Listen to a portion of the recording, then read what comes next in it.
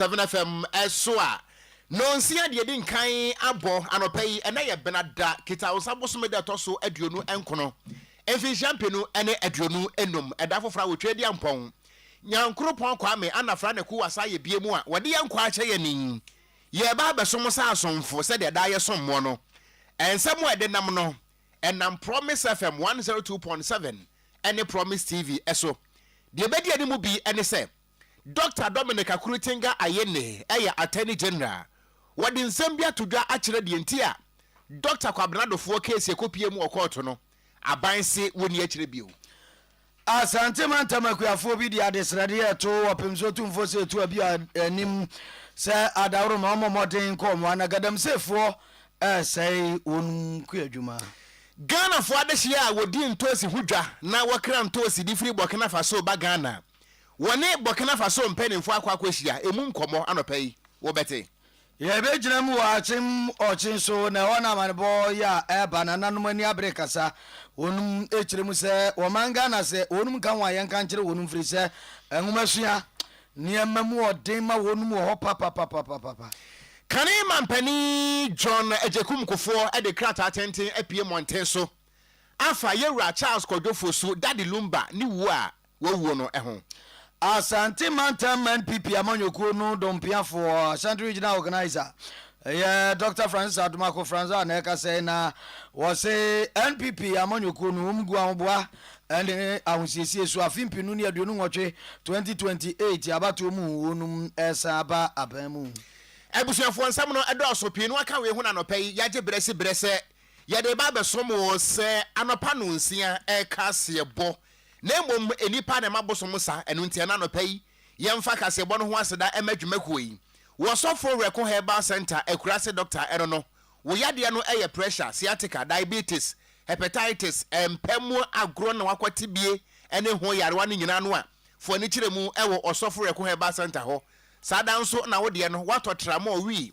ene mepacho apetition montentan ama wo trinwin ezisi mako se Sahara desert ya na udwani akirem ewo osofo reko herbal center wo Kumase breman Pentecost asoda kese no ehono mo a no ben fra 0248 672271 na bibia nso ntimi nkonkanen sada nso ana Faith Homeopathic Clinic stroke infertility fibroid diabetes pressure sexual weakness and stomach ulcer bomade so do ani bekirem ewa henema kwakwabi 18 na yentu ase emfa emawo fra 0246 728675 and 0556 272671 Bosha bankania yedi adanse de mawa ya na yemfade kura frisi enim sane mapa ene yedi ho adanse de ama bano chandeliers corner light wall light gate light garden light CCTV cables ne mapa ya ne border from standards authority ade atum se de yewiem sachire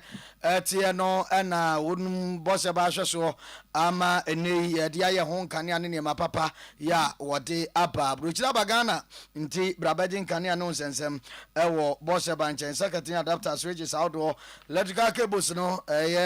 electrical contractors mo hwe bosha ba ye kira kwane a beboa mo papa abofo so na mbenya no mbesanya ne mapa standards authority mpanifo agye ne ma atum freyen 0536095966 0536095966 eso na enyo so hwe kira kwane akumase adum antiata ko forten PZ afeke ti aduba nim hwe yebo ho sanso ana bosha ba plaza dan brane no a Oyerepa ne promise yasu mu free mu Kumase adum ne duafie kese no ene wasiri metos yaso dan kese no ne ntwa so abehunse ye wa ha brabeje ne ma na emwa promise aba nso wa beto nka ne ade nyina ye bobo a wusi fom akro no na ase wa bo awura nche promise aba nie wa koje biduro papa ya na metu nyado ase biduro ya FD fonsa eshase a wonum agi atumu se etu nyarewa ne ninsusaso bone ewo apomdin eso ya yemu hwehwemu ama FD fo agi atum bidura do ya wo pede etu nyarewa ase ne ho aya den ko ba bia nya bi ento oba promise ba benya bi ato abo force ya teso ya bompa ya guso ya nam papa promise ba number is 0535 544681 0535 544681 na ya jo so ya mo bibidro papa ye besa onyade wa Emmanuel Odro Korea na kase no anopai wasem afi Jimmy James Cliff JJC ɛna watintim bochitom na yɛde ɛba network kaston ureku ne kwankwanom so ne slide wonum bo MC ahonom a wonum adama na yɛde som 100.7 FM ne Promise 102.7 na fe Promise Television so Wofa Atta Frimpong ne meeting ne menua Gansa katia meeting kura Okogyeabour Ocran afi abusu ajebre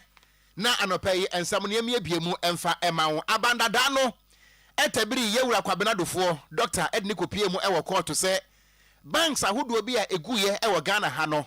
ne nsa ehyemu bi ana saa adwirimdie no ekoso na yedni koginam wo court no abansa kyerɛ ya ba mayeka yi NDC amanyoko no abetena abanwa so na dwumadie bi akoso a ye friend say Government Accountability Forum na no ana Dr. Dominic Akurutinga ayene awo no woya ban lawyer pani mekyerɛ Attorney General enra wogina simpie ni apaso na wokasa na wo kyerɛ mu se yi Dr. Kwabenadofo case no aban no wa file null proxy kwai na kyerɛ se aban no woni interest wo mu biem woni akyerɛ biehu na dienti a aban no kyerɛ mu se wontimi ni akyerɛ no ene se ekatwetwiri di ananka Dr. Kwabenadofo se nkotua no wo hamontikyemu aduosia 60% watua enu ntina hu hia se wombekɔ edi saa asɛm na chibiewu Dr. Dominic Akurutinga ayene wokasa no emu nsɛm ne He assumes that these charges, that is the vote thief analogy, assumes that these charges could be proven beyond reasonable doubt. On the contrary, the record shows that the charges were contestable and there was a high likelihood that the defense could have raised sufficient doubt to procure an acquittal. And if that happened, as seen from the Beige Capital case, I would not have been able to recover even 1 cedi. I can now disclose that Beige Capital offered me or my office 10 million Ghana cedis. You can ask the lawyers for Beige Capital. Ask lawyer Tadio Sorry. They offered 10 million Ghana cedis in settlement and I refused. Today, I can't get 50 pesos from Beige Capital. So the dynamics are complex. Those who are oversimplifying it and saying this is the good thief scenario must understand that it is more complex than just saying that the Attorney General says bring 4 goods and then keep 2. Third, by the time I assumed office and was approached by the lawyers for the accused persons, no asset tracing had been undertaken and no freezing orders had been obtained by my predecessors who filed the criminal charges. I could have been faced with a situation where the thief would have eaten 4 of the goods, thus leaving me with only one possibility, to recover only 2 goods. In other words, assets depreciate. Lastly, in respect of the case at hand, 100% recovery was not possible and a conviction was not guaranteed. In the circumstances, my team and I agreed to set a realistic threshold of 60% recovery. We recovered 824 million worth of assets, which will be handed over to the state, and established a structured pathway for recovering the additional 1.2 billion Ghana cedis through the civil process. Enia yati ye eya aban lawyer penia wono yeso afo hwe atentere na eso Attorney General and Minister of Justice Dr. Dominic Akurutinga ayene nanum nsem eno yanko yanim wonsem foforo mu ana kuadwuma mi adi wura yapiem ewo potamo ayefra no yate na ye bia ja kuadwuma no onum edie ewo afo ano anafo ato emensim ye kira afo ano Southwest District asantemantemu aguafo ye wonum de adesrede tudwa sropem so tumfo se tu abi o santema wura se na dawroma na namomoten na wonka bi ma wonum na se de gadamsefo esi ha wonum na gadamse se wonum fusase ene empo wonum emfuo ano oden pa da no mu kire mu aban so adani abrese wotu gadamse ase adawroma onfa na so ema wonum yadefo wonum emu ba ko kasa ye kuafo no ye owura awoni ni nsajrofo bonko no chirim se wonum koko mfuo ni ade gadamse ifo abeka koko mfuo no atoagu ama no kra ni de be se eka9 wonum ase ni nyina didi gadamse na ne ye onum ahomete na ye onum ahodwudi ni se o chiremu a wose gadamse fo no ba no wonde bareka se hene na amoampembrenya ya wodi kan din ne baaye na senti a wonum efre wopemso se adawroma onfa nanuntumbi ema onum ni se nana amoampembrenya ya wodi kan ba ka se hene wono ana potem wono waja wo hweso ana se ehye na se enti gadamse fo din baaye na kire se efrisoro na eba enti ama wonum se gomachi yes se wonum kokofu ene ade pa asa na mu ni se nkrofo bi di fidie ba ha se omo ba betu galanse omo ba ye no mebusa omo se media aye koko na yare na mo ba betu galanse no mo se omo de omo hunu ehimfofo no bare ehimfofo nyina ma hu omo nti omo ba batu nti omo juri ya omo ma yesika nti ama omo di juri koko ni nyina tugui ebe se 6 acres no omo juri tuguye omo juri tuguye no ade chi ye tika kakra ye di bedidi areti timeti wasa omamba sisa omfidie yo sisi ano koko na mojurugu ya no abo me yade nti me da ha sa me hwa me ka se me da ha ayeye na medical osire etwe minim se bia ombape me sika na yere ade amane me ba twe ya emba me hwa afede me hunam no aye kakra me hwa no aha na majuma o am se me sa ba ba yere ebe to aso ahwese bia manya kakra bia yere asa dia hwe mba omo bae no o ma sai me koko ni nyina ya samo nti eno jira ni koko fu so maka ni nyina agua o ma ama no compensate han bia mpatasika bia nim ya de gadam sei ma yanto anopa no nsia kase bo no eso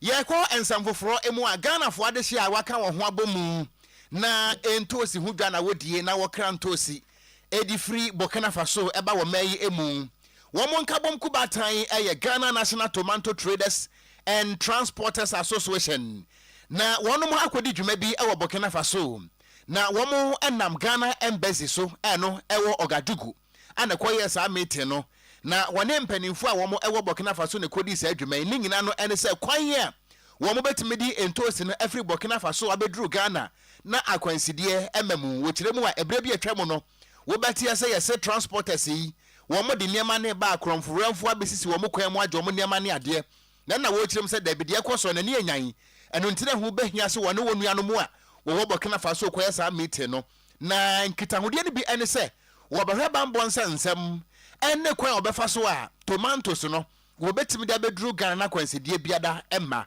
na meeting na se no owura Eric Osetufo one year president at the Ghana National Tomato Traders and Transporters Association wajebre ediaseda Ghana Embassy and afins no Burkina Faso mpanimfo fa sa meeting a wokoye no ho 3 months ni afei na ekwan abemu a yetu anamon ababeduru Ghana mission na enra na ye start meeting no na started I think it's raise concerns bebre efa the size of creator the better tomatoes no afi raise concern about credit facility almost I raise concern said normally say about tomatoes say highly perishable no na they travel a long journey to Ghana no I will say you shelter the bad ones from the good ones eni ayeti ye owura Eric Osetufo wono ana woye president edema Ghana National Tomato Traders and Transporters Association na enwachi ana owura Abdullahi Haruna Al Hassan woye acting head of mission wono so wodi aseda PSA ema Burkina Faso mpanimfo any meeting change wo ye na wo kirem se wo bom pae se enipa hodo odigu akwam no eso betimi aba mfaso aba aman mienu wo mudwadiem. I have been briefed that on your way to Ouagadougou you have had certain meetings already. This meeting is going to be very simple because there is a simple reason to it. We are here because Ghana has bilateral relations with Burkina Faso. And our responsibility as the embassy is to look over the relations to make sure that they are moving in the right direction. When you look at the relation between Ghana and Burkina Faso, this production and trade in tomatoes is a major one. The first time I chanced on a convoy of trucks coming to Burkina Faso to buy tomatoes, I was very, very impressed because that is the real essence of our. Wapania di Ade Abdullahi Haruna Al Hassan, wono anwoye acting head of mission ana ɔde sansɛm wei atu edwa Achimoshin so na yejine kwa bibrim grupa bi yejire botem wapu emantamu na badwa ba yekire assembly member ya wonum ene nananom no mani abra wonum kase sa dawro mo manga na yenka mo wonum te ade wonum na so nya Ghana fo bie mu ana ene sai wonum se yeyi wonum ayipamu ngumasuan sensemu na oba potem wonum a wo ma no adode ye che ne ade a wonum de no ya na sebe eka chiche enum wonum ensanka sede e wose wonum enya no na nana ede ensam etudwa ye bema pobia sumani no o kire se wonum abomoden kura ya wonum asi suadan kakra ye beboa ama mofreti nya ngumasuam ntete ne ade na enso wonum ehia enema hodo akande audio bi tise computer se afi bia a chekire for better teachers bungalow ene washroom num ne library bia mofrei wonum be kwa akotra kenkan ngoma ene ade a nso muabia emma yenti bra nana ye bema pobia sumani ene ne bedwaba assembly member no nya for Vincent Asari Jones wakambom de ensem to yenti bi sie se wo hwe amusi toilet no se enyi kwa kwa ona nkala na de toilet omo ye maybe omusi man community na che akwala no na chi ho no open place ana omo toilet nti ano ne challenge wa sisi nti MC say good 70 why nkwala na attendance so wo kra akwala no man ho so kakra na what is good site bra ese otna de musua de na good site nti yaba ye de to yefa egbo fa say assembly no so beta ye chi na sa nkwala endu bra ke se onwo nkasa ekopom na nsa no djuma e be bra sa de na bo ama na so yesu ko dala yesi amkaze misima nkwala no eho ani different school eho ye computer niema ne sabi nkwala na wo baby wi ase ya koda bia computer no bia disuan aso na yechi so computers no adofo bi na ebo bom kakaka dimasi apanse omwaye na computer lab osu ase ya to subi wade hia kase pa ye network echiso ye network nye echiso probo na so response sa enclave nyina ye network nye nti yese sabi akwara bi kura ebugu no wapimi apiki information bi ewo network so kwa na ban kra chepani ononyafo Emmanuel Kofinti kakra ya wode etudwa yintie bi because Robia betu ponya education education many abre education you say attach no education it may possible how you pattern so THS school down no you visit the classrooms, one office, one store, one library, toilet facilities where they come. Contractor no fat limited the amount. You should say, say by 5 men staff. Here be 6 men. Now, we free. Is it council? I am ready. And the house certificate we are representing. This 6 months, 5 to 6 months, you will say over hand.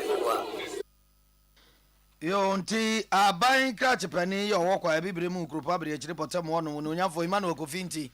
ne ati ma yanto akase ebo no so na yenko ensem foforo mu a we na koya awrehosem na Ghana for eyemwani mu asem dada ene se ene nan ana beto odwa se Ghana dwumtuni ane waje ne din e wo ha life mu a ne din e de Charles Kodwofo Suda de Lumba e beto odwa se ye wrayi wato na nanom e wo ense do na ya na mpene se dofo wu a ya na dofo enkwa yie nanso wadie dofo wu ama dofo ekwa yie ene se Ghana mampani dada John Ejekum Kofidi ewu okofo wode nkrata tententen ana apie montene so ne nkrata na busua emu nsam se akwaso agapon nwom wotire mu a wobra wote se Daddy Lumba ewu no awoso a ese ne so entenkoi na de bakoya ne yapa no ene se wante Daddy Lumba kra na yade eno ntie ewu no aba no wakasa emmo no mpia no a na kyese eye ne yapa wode ato dwa kyerem se Daddy Lumba na onye obi a sabi we beka so wa adwumtuni keke na emom na oyo obi a na nwom no eka akoma empani nkwada awerɛkyekyerɛ wom ɛhyɛ nipa nkuran afutuo wom kyerɛ sɛ ɛyɛ nwom a na ɛka enipa ankasa ebomu ntɛnɛ sɛ wafiri mu a ɛyɛ adeɛ sɛ ɛyɛ ne yɛyɛ papaapa yɛwura kofoɔ nkrata no wɔkyerɛ mu ɛsɛ ɛbrɛ bi kura soyɛ a na Daddy Lumba wodi dwuma hodoɔ ɛyɛ Night of the Legends a na wɔto nsa de frɛ wɔ no yɛwura kofoɔ ɛmo ɔba bi ɛno ntina nka afei kura no wɔhwɛ ne mu sɛ afei deɛ nso nkɔto nsa frɛ no a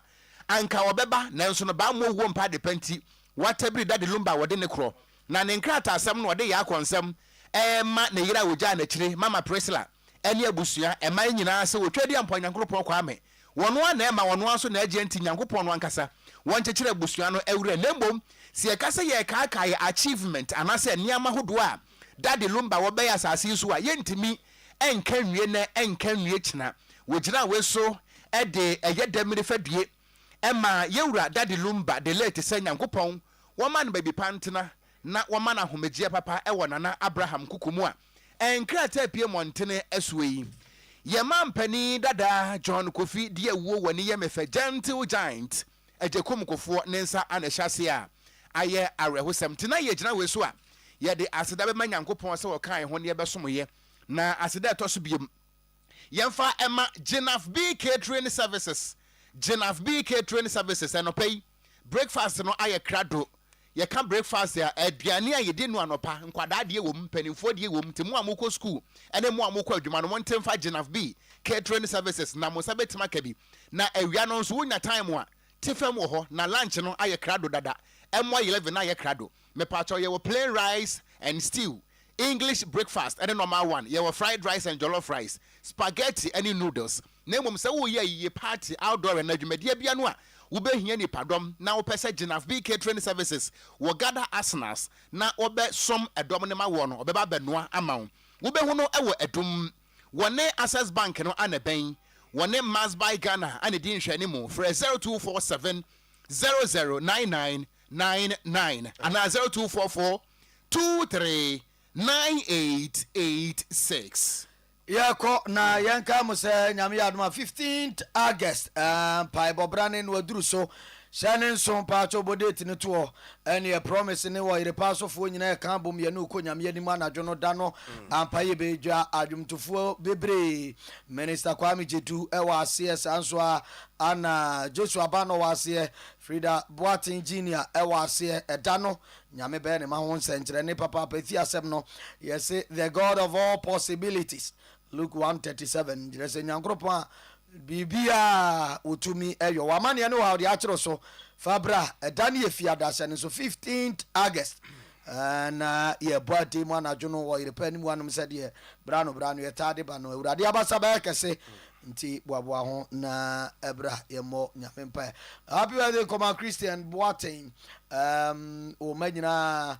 na we show happy birthday nyamenshira wonye okese wonfamfiri adomu enko adom emu yakona na ne message edi OBS no ato amusu Korea na say mu Jimmy James Cliff JJC na otintim bebochi do Wofa Atta Frimpong ni metin mene menua Gangster Cat ya mete enkura Okogyeabour Ocran. Yada mo nyina se anɔpɛ ma mo nyina akyen e ma mo nyina mo any tie a wo gye yen na nei